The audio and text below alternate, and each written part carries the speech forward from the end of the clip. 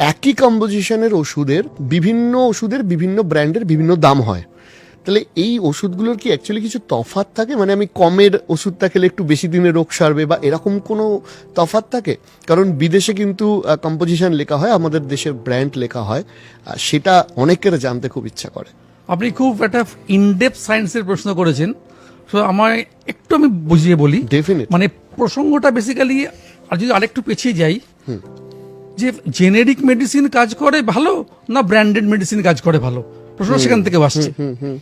এবারে আমি ধরলাম প্যারাসিটামল 500 মিলিগ্রাম, কোম্পানি এ, কোম্পানি বি, কোম্পানি সির আছে, আমি কোম্পানির নাম নিচ্ছি না।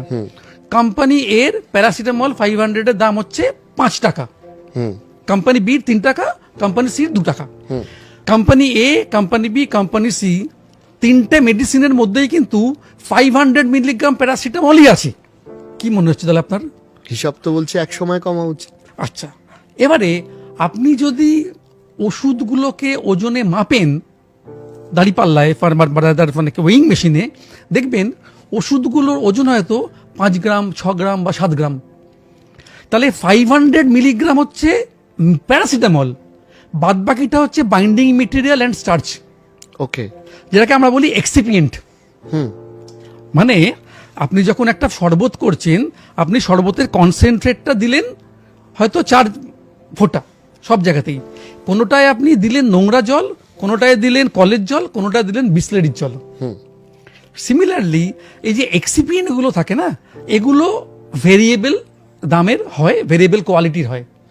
যত ভালো দামের ভালো কোয়ালিটির এক্সিপিয়েন্ট দেব, তাতে কি হবে, প্যারাসিটামলটা তো 500 মিলিগ্রামটা ওই 5 গ্রামের সঙ্গে মিশে টাইট হয়ে আছে।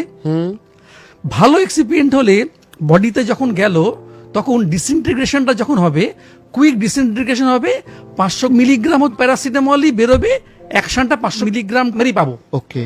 কিন্তু এক্সিপিয়েন্টটা যদি একটু ইনফেরিয়ার কোয়ালিটির হয়, তখন প্যারাসিটামল 500 মিলিগ্রামটা হয়তো আর বেরোলো না, হয়তো 100 মিলিগ্রাম প্যারাসিটামল এক্সিপিয়েন্টের সঙ্গে আটকে রইল, আপনি 400 মিলিগ্রামের এফেক্ট পেলেন। ওকে। সো আপনি যখন ওষুধ খাচ্ছেন, একই মলিকিউল, একই কম্পোজিশন, ডিফারেন্ট কোম্পানির, কাজটাও কিন্তু ডিফারেন্টলি হবে বিকজ অফ দ্য এক্সিপিয়েন্টস। ওকে, বুঝতে পারলাম কি? একদম একদম। মানে আমাদের জেনারেশনের ভাষায় 12 মেগাপিক্সেলে আইফোনও তুলছে আর অন্য একটা ফোনও তুলছে, কিন্তু দুটো 12 মেগাপিক্সেল এক নয়। হ্যাঁ।